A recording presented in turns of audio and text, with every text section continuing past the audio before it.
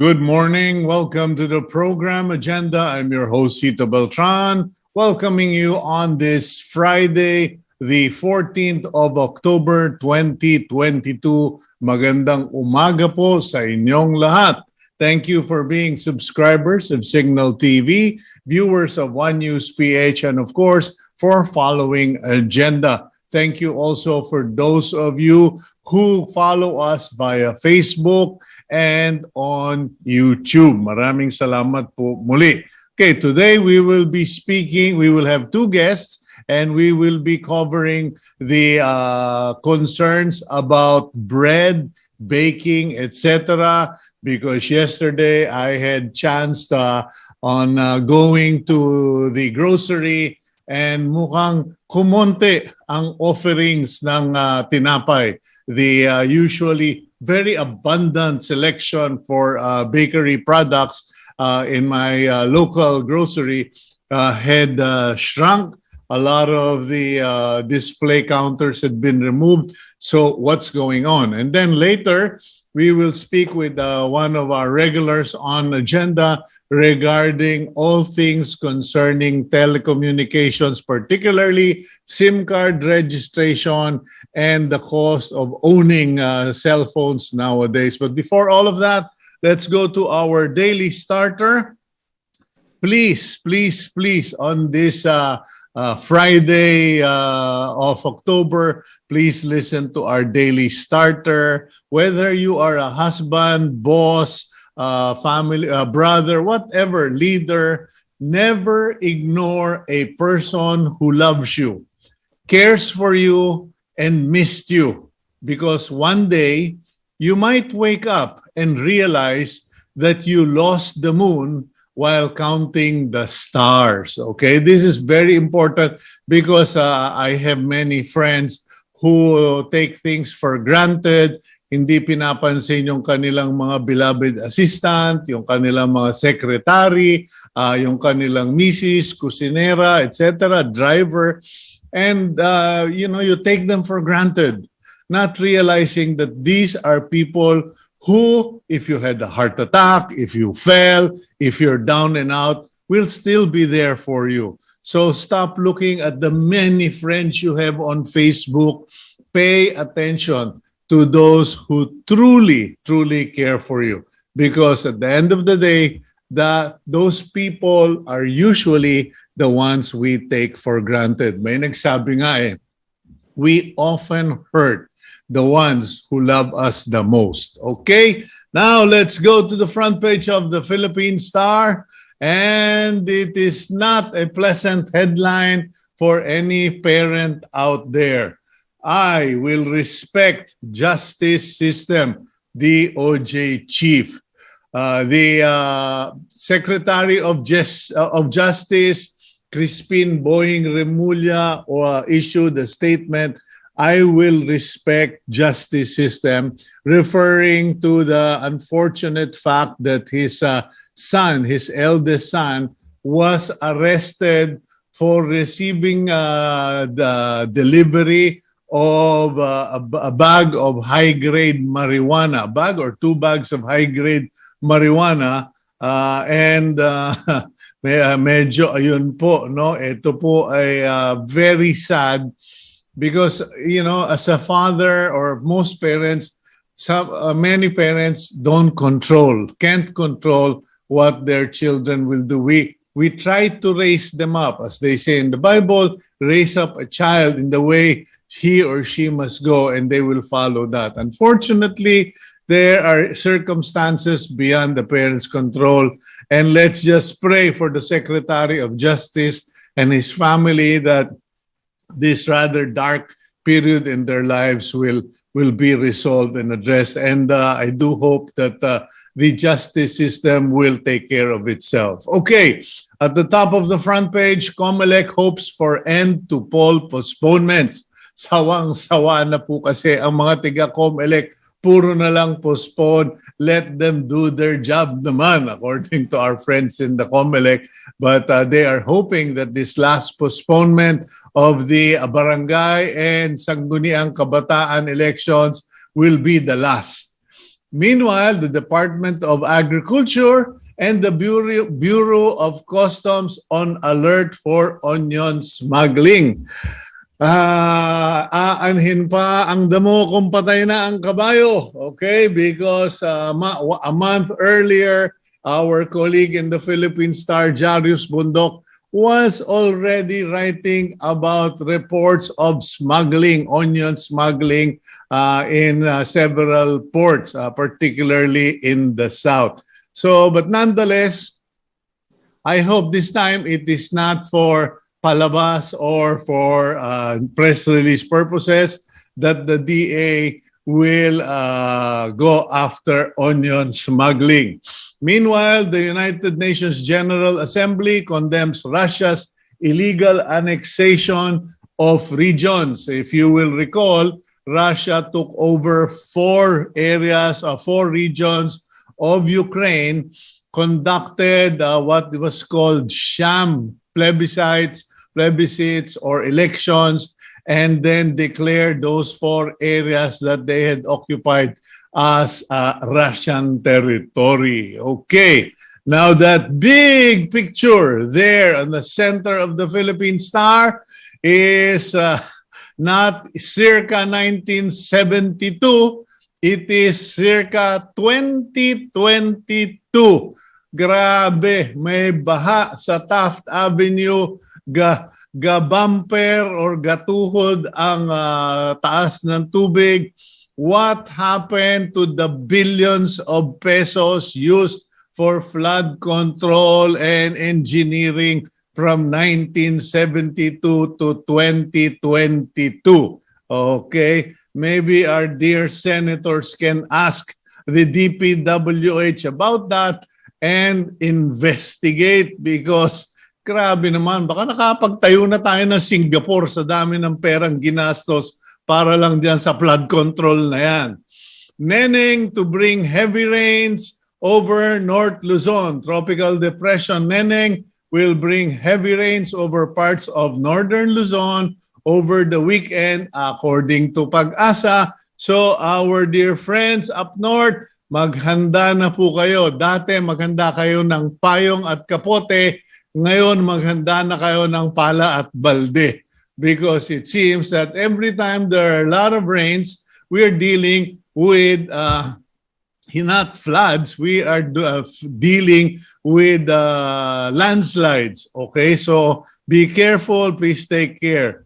Meanwhile, former Secretary of Justice and Senator Laila De Lima accepts transfer of detention facility. I just need to comment on this. All the while, we thought that Secretary or Senator Laila De Lima was being kept in that bungalow-type detention center that was used by Senator Bong Revilla or Senator Jinggoy Estrada, because nabisita ko po sila para lang bungalow yung kanilang tinitirhan nung nasa detention center sila sa pork barrel scam, sa PDAF. It turns out, De Lima was placed in the common facility. Kanya pala siya montik mapatay na hostage because she was treated like a common criminal. Ayan na po ang sinasabi natin. And then ngayong na-hostage at montik nang mapatay, biglang ilalagay na sa bungalow. Areko po. Okay, ayan. Yan ang issue dyan. Okay, that slightly big photo on the bottom bottom center of the Philippine Star, we have firepower display. A U.S. Marine walks toward a 155mm howitzer during combined live fire exercises at the annual joint maritime exercises between the Philippines and the United States in Capas, Tarlac. Okay. And VAT exemption pushed for basic goods. Okay, medyo yan po pag-uusapan natin later in the program. Lawmakers belonging to the Makabayan Bloc are seeking to exempt several basic commodities such as bread, canned goods, noodles, biscuits, etc. from the imposition of 12% VAT or valued tax. Okay. might as well say the rosary, pray for a miracle, mag-alay na po kayo ng itlog ng pugo because that is unlikely to happen. That never happens. And in a country where the legitimate companies trying to collect on their VAT reimbursements have not received any. So umasa pa tayo. DOF wants extension of lower tariff on agri. Right now, if all things do not change, the taxes on agricultural imports will go back to, I think, 40% or something like that. And right now, because of a special order, it is 30. Yan. Binababaan ang tax or tariff para sa imported agricultural products. Pero dito sa Pilipinas, tax ng tax sa lahat ng binebenta ng mga negosyante. Okay, that's all the news we have in the Philippine Star. The time is 8:12 in the morning. Let's now go over to our guests for our interviews this morning. And our first topic is all about baking. No, I will not give you baking lessons. We will not talk about chocolate cakes, but we will talk about bread. Hindi po pera, like we used to say in our Kanto Boys lang. Pare, may bread ka ba dyan? Hindi po. Tunay na tinapay ang pag-uusapan. Let's get to meet the new president of PhilBaking through this video. Jerry Lao is the president of the Philippine Baking Industry Group, or PhilBaking. He is also the CEO of Sunmaru Confectionery Manufacturing Corporation. Good morning, Jerry. Welcome to the program. Good morning po, Cito. Huwag mo na akong pinapo. Cito na lang, bro. Okay. Congratulations, or is it congratulations or my condolences for becoming the new president of PhilBaking? I think it's both. Okay. So I understand that your group has asked the Department of Trade and Industry to allow you to make a price increase in the prices of baked products. What exactly did your petition ask from the DTI? Actually, we are asking for a 10% increase. Roughly, that would be around 4 peso for Pinoy Tasty and Pinoy Pandesal. So, since the cost of the flour has been increasing, actually, we delayed the increase for 6 months already because we wanted to help the consumer to alleviate to stretch their peso purchasing power. So, but the effect of the sugar and the recent increase of the fuel, parang we cannot hold on because some members has already been difficulty producing Pinoy Tasty at 38.50, which is the most cheapest bread in town. So we are asking TTI to help us increase the price of 4 peso. 38.50 for a loaf of Tasty. Yes po. Yes, sir. Okay, now yesterday I went to Pioneer Center, which is the biggest supermarket here in Barrio Capitolio, and inside the barrio, I mean. And I noticed, it was very noticeable that the several island stands or displays of bread had disappeared. Kumbaga, yung mga, and marami, yung mga high-end, yung mga special breads, yung mga wheat bread, mga muffins, etc. Nawala na lahat. And isang mahabang eskaparate na lang. Now, what's going on? Is it so hard for bakers and companies such as your members to sustain the business? Talaga bang it's beginning to kill off many bakeries? Yeah, that's true, Cito. Actually, some of our members have cut down production already because of the price of the flour.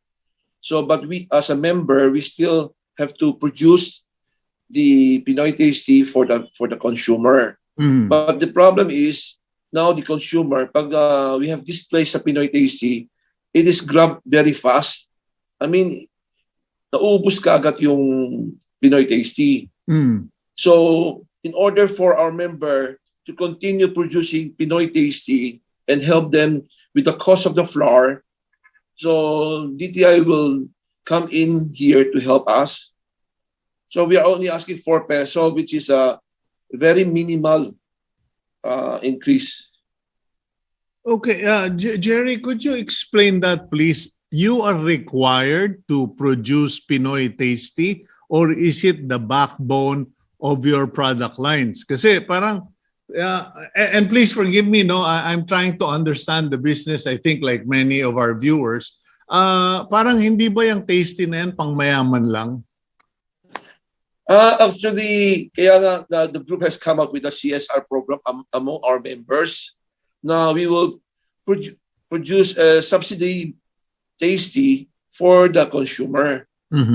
Kasi the price of the tasty is also has gone up even before. So that's why the group come up with the idea to alleviate the consumer to have a cheap, affordable, tasty bread.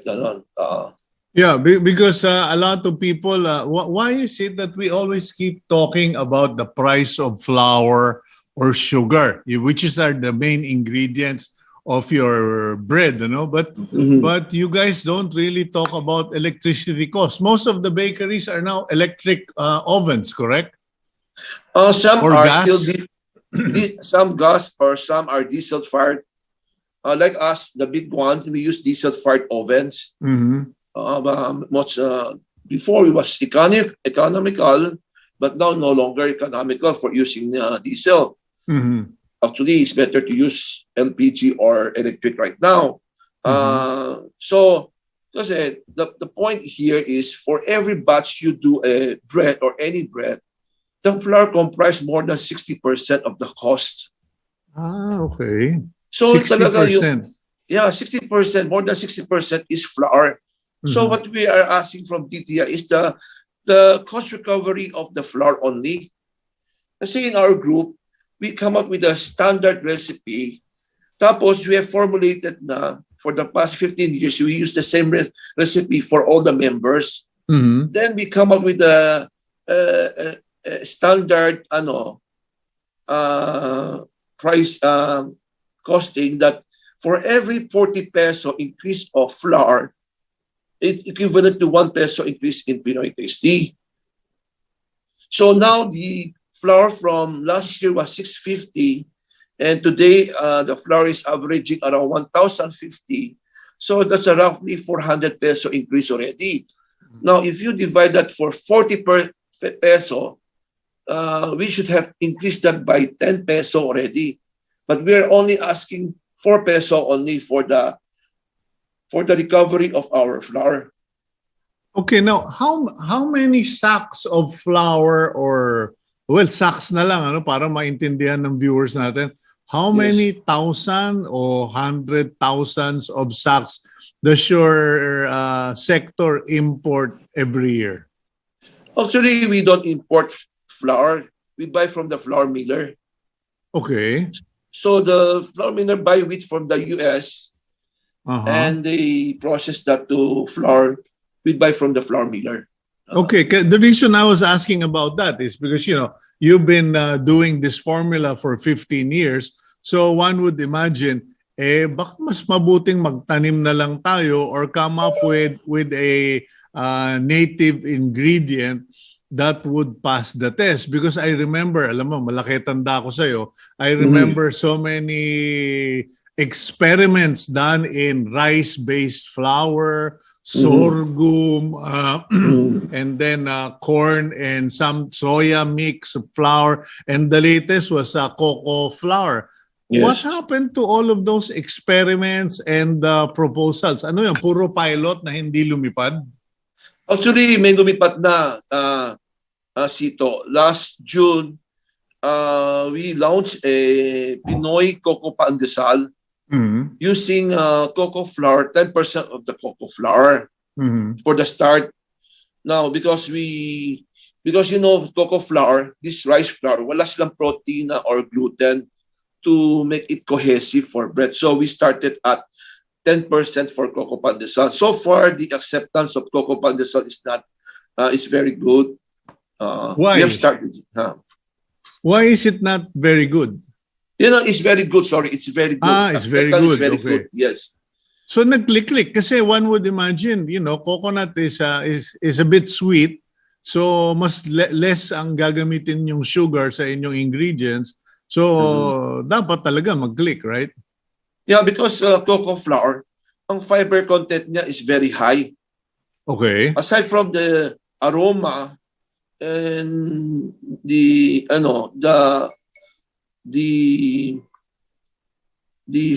kasi high fiber ang cocoa flour.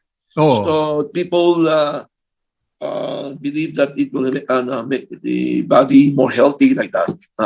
Yeah, because we need fiber. We need a lot of fiber so that we have a better digestion. So nag-click-click yung cocoa flour, pero is there a push in your group, in the industry, baking industry, to work with the DTI, DOST, DA, and the coconut industry? Because that seems to be the direction of food or restaurants. Instead of relying on whoever is available, they've decided to put up their own farms, start planting or raising the materials or ingredients that they need for their operation. Actually, our cocoa pandesal project is in conjunction with DOST, DTI, and VCO. Yeah, but are you putting your money in it? Kasi, Jerry, iba na yung, we will put several million each on this project because we are the direct beneficiaries. Yes. But it's a part of our CSR program to also help the cocoa farmers and part of our variant also. Okay. Now, why do you have to ask the DTI permission to raise your prices? This may sound like a stupid question, but my point is it because it is a requirement of law, regulatory process, or what? Why do you have to ask their permission? Because bread is already part of the SRP bulletin of DTI. It was considered in the basket already of DTI. Pinoy tasty only. Okay. So, and besides, so Pinoy tasty lang yung pinag-uusapan natin sa price increase. Yes, Pinoy tasty and Pinoy pandesal. Okay. Okay. So this when we started, it was really in cooperation with DTI. Because we were approached that how can we produce a affordable bread? Then we come up with this idea. Yeah. But how big is this in your product lineup and in your revenues? Because one would think na baka naman like I said earlier, pangmayaman lang yung tasty na yan eh. Most people bibili pandikoko. Me, I always look for pandikoko or pandesal when I'm in the province. That's why we produce Pinoy tasty para hindi pangmasa, hindi pangmayaman lang. Yeah, pero hindi ba kinakain ng masa pang almusal, mas gusto nila kanin at saka itlog at tinapa? Or yes. We still cannot compete with the morning habit breakfast of our Filipino people because they still prefer pandesal. But do you make money? Is it a substantial income for you? Kasi sabihin natin, mahal pala yung arena eh. So let's just remove Pinoy tasty. Will it hurt your income as well? Actually, no, if you compare with the present price of the tasty in the market against Pinoy tasty is heavily subsidized by our group. Yeah. More than 30%. So what we are asking, the increase of 4 peso will lower it to 27%. But that is our commitment to the consumer. When we created PhilBaking, that is our commitment to produce a bread that can be affordable to all. So kumbaga parang CSR, your Yes, po. cooperation with government. So Yes. if government wants you to continue producing tasty pangmasa, then the government should allow you to increase your prices because everywhere in the world, that is the reality. Yes, sir. Yes, sir. Okay, now last question ko, in terms of size, how big is the baking industry? How many employees do you guys give jobs to? Actually, baking business is a heavy, Labor heavy. labor, yes, from the beginning to end, except for our member like Gardenia, like Monde. These are big company. They are automatically run. But for us, we still use half mechanized, half labor. So it's really a labor-intensive industry. Which explains why what I saw a lot of yesterday was Gardenia. Meron pang ang sales lady nag-o-offer na special price na. So sabi ko, parang wala na yatang bumibili ng, ng tinapay dito. Kasi puro Gardenia because they're all automated, mechanized, not labor intensive. Yes. That's why you can see the delivery of bread is lower compared to Gardenia. Okay, well, thank you very much, Jerry, and I do hope that the DTI considers your request because unfortunately that is the reality right now. Everything has gone up. Wala nang mura and pati mamatay, mahal na eh. Okay, so please take care of yourselves. I wish you all the best and thank you for joining us this morning on Agenda. Thank you, Cito.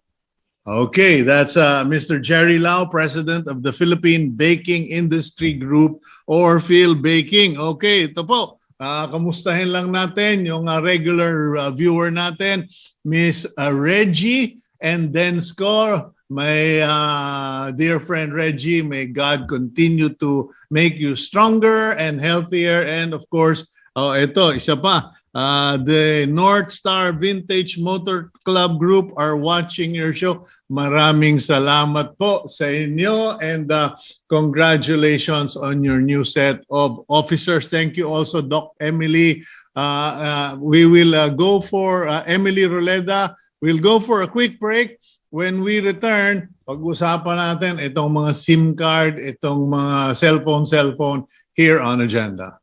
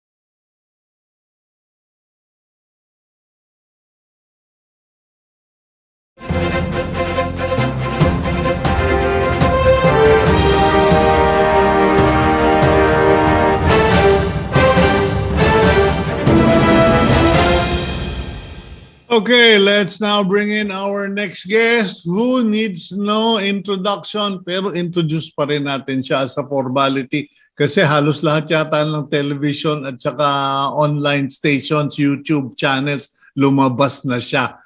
Roll the Betamax, Gabriel. Art Samaniego currently works for Manila Bulletin. He is the Broadsheets Technology Editor and Officer in Charge at the Information and Communications Technology Department. Okay, welcome sa ating technology expert na biyahe ng biyahe, Israel, Thailand. Ayan, na-COVID ka tuloy. No, joke only, joke only. Anyway, welcome to the program, Art. It's always fun to have you on the program, although it's the fun because I'm connecting with a friend, but every time we talk on the program, it has there is gravity in the subject matter. And now, once again, we're talking about this SIM card registration, and I'd like to add on to that. I was very hopeful with this, ano ba yung tawag nila? Low altitude satellite system para sa internet connectivity. May nag-launch last week. Anak ng ewan, 4,500 ang sign up per month. Sabi ko, walang yaka. Di magdala na lang akong mahabang extension cord ng PLDT. Anyway, Art, welcome to the program. Thank you, thank you. Ano ang comment mo dun sa SIM card registration, Art? Because everybody thought it was going to be as easy as you buy the SIM card, sign your name, show your ID, end of story. And then yung mga meron na, well, essentially sa billing na lang or whatever. Pero now, ano pala? Para palang, yung marathon na may obstacle. Ang dami mong tatalunan. Oo, kasi kailangan ang verification and authentication kasi critical to para mapigil yung identity fraud. Para register ka ng SIM. Kasi without these identity checks, yung mga criminal, nagagamit nila yung mga fake IDs o fake documents. Kasi ang hirap i-validate yung identity documents. Okay, no. Go ahead. Hindi sila equipped to ascertain the authenticity of the documents. Hindi nila trabaho yun na pag submit sa kanila ng document, sabihin nila na tunay ito. Okay. So mahirap, kailangan kasama to sa implementing rules and regulation na kung ano ba talaga, kung paano i-ascertain na authentic yung document. Kasi ang mga Pinoy, alam mo naman mga Pinoy, mamimeke itong mga taong to.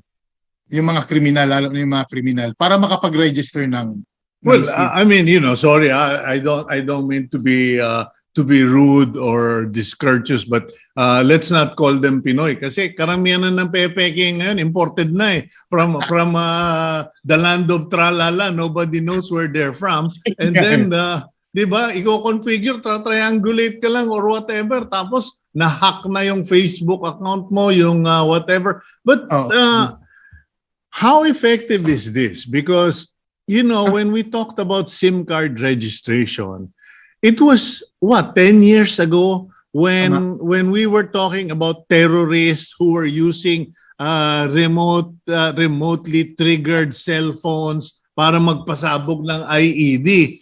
10 years later, hindi na IED ang pinag-uusapan pinasasabog na yung bank account mo, yung Facebook mo.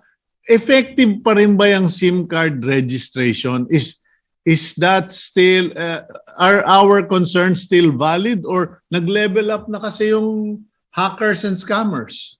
Tama ka. Kasi na-introduce tong SIM registration dahil naniniwala ang gobyerno na it would help law enforcement in crimes that involve SIMs. Oh.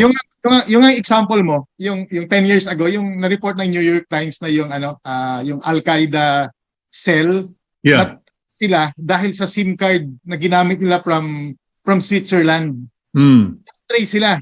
Tapos a month later, may nagpasabog sa Madrid na link sa SIM din. Na trace din dahil sa SIM nila. So ito yung naging basehan ng SIM card registration. Kaya na-push yung SIM card registration. Pero ngayon, ang naging problema sa Pilipinas, yung malawakang spam saka scam text. Kaya na-push to napabilis to. Okay, but my question, Art, is it still relevant? Kasi tandaan mo, when one of the times I asked you on the program, we were talking about a woman whose bank account had been hacked or had been robbed using identity theft. May tao nagpanggap na siya yung taong yon, pumunta sa isang outlet ng telco and then got a SIM or replacement, nakuha niya yung OTP sa bangko, etc. So it wasn't really about a SIM card. It was parang naisahan, di ba? Na 1, 2, 3. So my question is this SIM card registration still a valid security measure, and what would be its scope? So hindi niya mapipigilan ang mga scam sa spam. Alright. Pero mababawasan niya ang spam and scam. Doon sa case na napag-usapan natin dati, yung babae gumamit ng fake ID. So, ganito din ang mangyayari ngayon. Pwede pa rin fake ID pa rin. Oo, fake ID pa rin ang gagamitin. Kaya tama yung yung idea ng Globe. Yeah. Sabi ng Globe, kailangan nila i-connect ang registration sa national ID. Para to sa verification, kasi para ma-verify mo yung isang bagay, dapat meron kang isang database saan galing yung mga ID. I-verify mo yung ID o document na pinresent sa'yo, mabi-verify mo siya. Kasi kung hindi gagamitin ang national ID, ang gagamitin natin 17 documents that will be accepted para dito sa SIM card registration. May senior citizen ID, PWD ID, na ito, ang dali-daling ma-fake ng mga to. Pero kung doon sa national ID, isa lang, tapos merong national database, makakompare natin. Ang problema natin, and alam mo, I love the people at the PSA. I work with them on this program sa national ID. I was supposed to get mine last February. Ano na ngayon? October na. Mukhang may problema sa printing, etc. But let's explain to the public why it is important that they register. So, pag naka-register yung SIM card, hindi ka na pwedeng mangmura, mang-death threat using a cellphone dahil matatrack yung SIM card mo. Correct? Ano pa? Kasi ngayon, parang may humingi sa amin ng tulong kasi yung pang-dialysis niya, 9,000 pesos na scam sa GCash. Nung sinamahan namin siya sa police, nung nakita na prepaid SIM card, wala na, dead end na yung investigation. Ngayon, pag registered itong mga SIM card natin, at least meron tayong lead kung saan napunta yun o kung sino yung nagpadala sa atin ng scam message o kung sino yung nag-scam sa atin. So, kailangan nating mag-register para protektahan sarili natin. Kasi yung iba magre-register na din. So, eto hindi niya masosolve. Hindi niya mai-stop o eradicate ang scam and spamming kasi gagawa ng paraan ang mga cyber criminals. Pero mababawasan to at pwede na nating matrace yung mga nagsisend sa atin ng mga spam and scam messages. Okay. Now, as far as the claims na mahaba daw yung proseso, complicated, online, etc. Na-assess mo na ba yan? Pinag-aralan mo na ba? And what's the problem? Kasi parang hindi pa nga nangyayari. 6 months away pa raw eh. Pinoproblema na natin ngayon. Kasi yun nga, ang gagawin kasi ngayon, ang gustong mangyari ng DICT, electronic at online. Gagawin ng platform ang Globe, Smart, and of course dito, para doon na mag-register. Maganda to kasi mababawasan na yung source ng leak. Ang problema kasi pag nagpi-fill up ka ng form, pag iniwan mo yung form, pwedeng manakaw. Oh, parang yung yung mga tungkol doon sa Tracing, di ba? Mga ganon. COVID tracing requirements. Ang dami doon binenta sa mga Oo. real estate agents. Ayun, no, di ba? So, Oh. ito na yon. Ang gusto ng DICT, maiwasan na yon. So, electronic na lahat. Ngayon, meron tayong 160 million SIM cards in circulation. 150 dito, 150 million dito prepaid, sabi ng NTC. Okay. So, ang mahirap dito, paano siya i-register? So, pinag-aaralan na ngayon. Halimbawa, ang prepaid, madali na kasi meron na tayong record sa telco. Isa pang tinitignan ngayon, yung mga e-wallets. Kasi meron 66 million na user ang GCash, meron 44 million ang Maya. Eto mga verified. Karamihan dito mga verified na So pwede i-connect na yung number na yon dun sa verified accounts. So hindi na ganoon ka kadami ang magpapadala ng documents. At saka maraming SIM card na inactive. Meron bang paraan ang mga telco? Do they have a means to determine who are the inactive SIM cards for the last 1 year and essentially cut them? Kasi ang mga telco natin nagre-recycle ng numbers. Okay. Merong period of time na pag ito inactive, wala na. I-reissue nila yung number. So pwede, kayang-kaya nilang gawin. Siguro nangyari na sa iyo yung sa Viber, di ba? Yung kaibigan mo matagal ng patay. Muntik ako kimatayin, walang yaka. Pinaalala mo sa akin. Biglang, yung my mother is now active on Viber. Sabi ko, hello, ano nangyari dyan? And then another friend naman who had passed away during COVID is now active on Viber. Sabi ko, makakapatay ako ng tao dito. Di pa nakakaba? Pero yung pala, nire-recycle pala nila yung number. Doon ko nalaman na nagre-recycle sila in a period of time na pag hindi siya active. So, which is, okay. So, dapat talaga pag someone passed away, wala nang sentimentality, delete mo na lahat ng mga record nila sa phone mo dahil baka biglang may magmulto sa'yo. Delete mo na. Okay. Anyway, so going back to our conversation, but what are the complications with doing it online? Parang wala naman yata. So ito yan, ang Globe gagawa ng platform, kanila mismo ang Smart saka ang dito. Ang kagandahan sa ganitong way, parang ako kampante ako na safe yung data ko. Kasi hindi nakialam ang gobyerno. Hindi ang gobyerno ang nangongolekta ng data. Binigay nila sa telco ang pangongolekta ng data. Kung pinagkatataan natin ang Globe at ang Smart na i-keep yung data natin sa GCash, kasi nandun na lahat Di ba? Address, ID mo. Yeah. So, ganun lang din to. Pagkatiwalaan natin sila na magiging safe yung data natin. Because Maya is with Smart and GCash is with Globe. So, merong seamless ang magiging verification. Okay, so, let's go for a quick break, Art. When we return, pag-usapan nga natin itong new technology, kasi di ba everybody was talking about Elon Musk, magkakaroon na ng new technology, low altitude satellites, internet, etc. Biglang anak ng pating, mas mahal pa pala. Mas mahal pa ang kalalabasan. We'll go for a quick break. When we return, we'll be right back here on Agenda.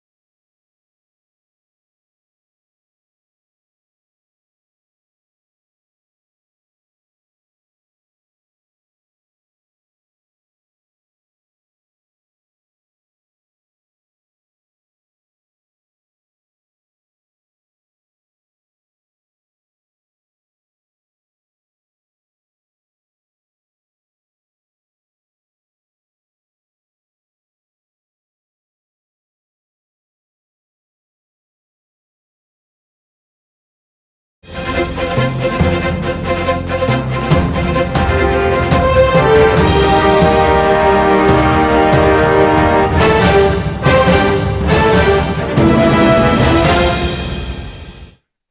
welcome to the program agenda. I'm your host, Cito Beltran, and joining us once again, our regular here on agenda, the cybersecurity expert of the Manila Bulletin, Art Samaniego. Art, welcome back again. Thank you, thank you. Okay, Art, pag-usapan nga natin na, I was very interested on the outcome of this low-altitude satellite internet system that Elon Musk was talking about. And then last week, I just happened to come across on Facebook someone promoting or announcing that they have a similar technology, and the price of engagement at the gate was something like 4,500 a month. And sabi ko, wow, parang konti na lang, $100 na. What's your reaction to that? Yun nga, nung in-announce to ng Pilipinas na meron daw, so nag-celebrate mga tao, di ba? So nag-celebrate sila na meron at yun ang pinakamalayong lugar maaabot na ng internet. Doon ko nakita yung disconnect. Kasi yung may mga pinakamalayong lugar, yun yung mga low income eh. Tapos ipapadala mo to, ang average cost nito 6,600 pesos monthly. Wow, hindi pala 4,500. Well, 4,500 yung registration lang pala. Oh. Okay. So masyado siyang mahal.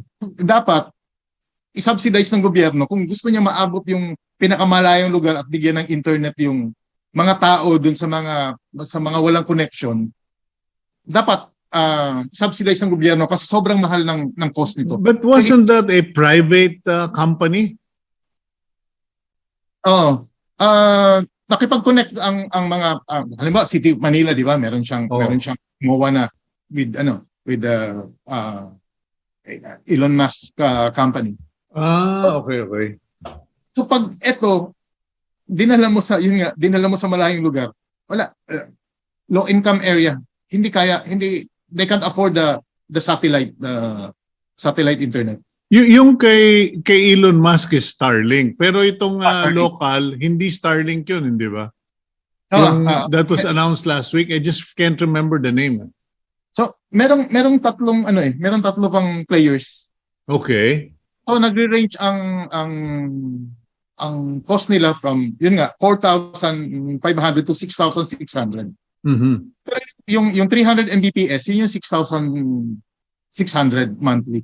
So napakataas. Tapos may babayaran ka pa yatang equipment for installation, yung dish.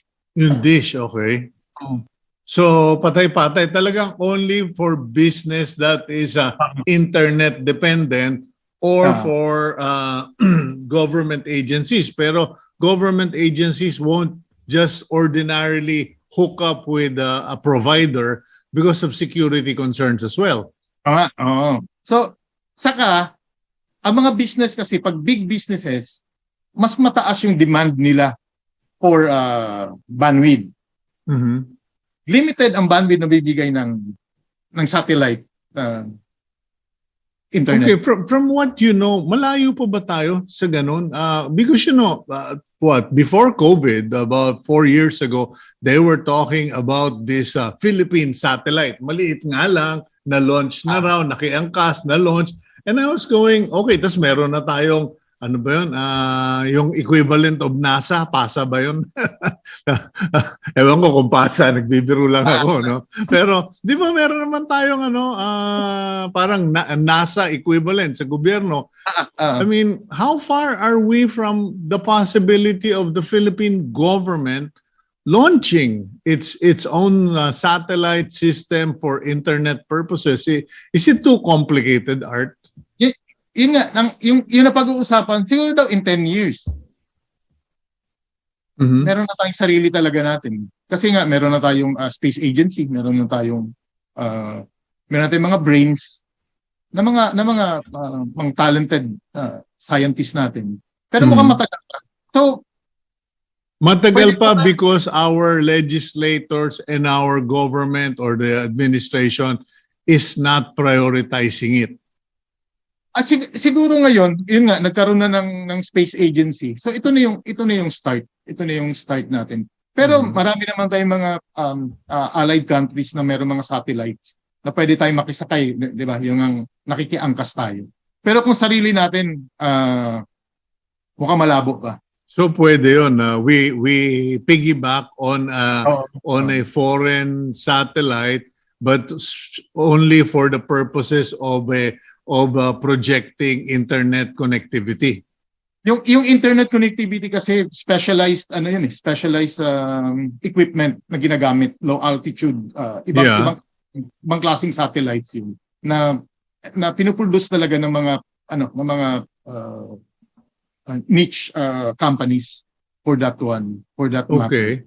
Now, So, do you have any idea how much money is involved to put up that system? Because parang sa akin, nakakabili tayo ng eroplano na several $100 million worth para lang sakyan, papunta sa F1, etc. Siguro naman, pwede natin gawin priority yung satellite dish na yan. No comment. No, I'm just saying, that plane was controversial. It was supposed to be a command center. And now it is more than a command center, command performance pala ang gamit. Okay, so but I think the interest of the 110 million Filipinos is the greater priority, and why can't we spend the same more money for something that is beneficial to all? How much money are we talking about? I have no idea, pero kailangan kasi talaga natin ng expertise muna bago natin to mapatakbo. Okay. At well, I think it's good na sinisimulan na nila. So it's really a matter of priority. Kasi kung expertise naman, nakakakuha ka ng basketball import meron kang Jordan Clarkson. Hindi ka makakakuha ng magdi-design ng satellite. O yan, tatawa-tawa ka na naman diyan. I'm just mali yung marketing nila na the poorest of the poor could now be served. The unconnected will now be connected because of the satellite. Na hindi na sinasabi na sobrang mahal niyan. So gagawin ng gobyerno ngayon dito, meron na siya. So paano niya bibigyan ng connection yung mga public schools sa bundok? Yeah, what is the alternative? Anong choice? Kasi Art, in all seriousness, okay? So nangiinis ako, yes, I admit that, nangaasar ako, pero in all seriousness, if we do not properly educate Filipinos all over the country, if they cannot reach college, we are going to remain a third world country for the next 50 years because education is the foundation of progress. If we can even export educated Filipinos, at least mas lalaki pa nga ang remittances because better jobs, better pays. But right now, what is the alternative for connectivity in the Philippines? Kung hindi natin kaya yung low-altitude satellite technology na yan, meron ba dito sa Pilipinas na mas madaling gawin? Meron silang pinag-uusapan dati na yung tawag nila parang black line internet na tatakbo sa power cable sa Napocor lines. GCP natatakbo doon kasi merong line simula Luzon papunta ng Mindanao na nakakonect. So ito yung pwede nilang gamitin. Pero kung titingnan natin sino may-ari ngayon ng NGCP? Aray ko po, China. Correct. May-ari ba sila o ginagamit lang nila? Diba? No, I don't know. I don't know, Art. They own NGCP, the distribution lines? Sila yung may malaking stake, di ba? Chinese company.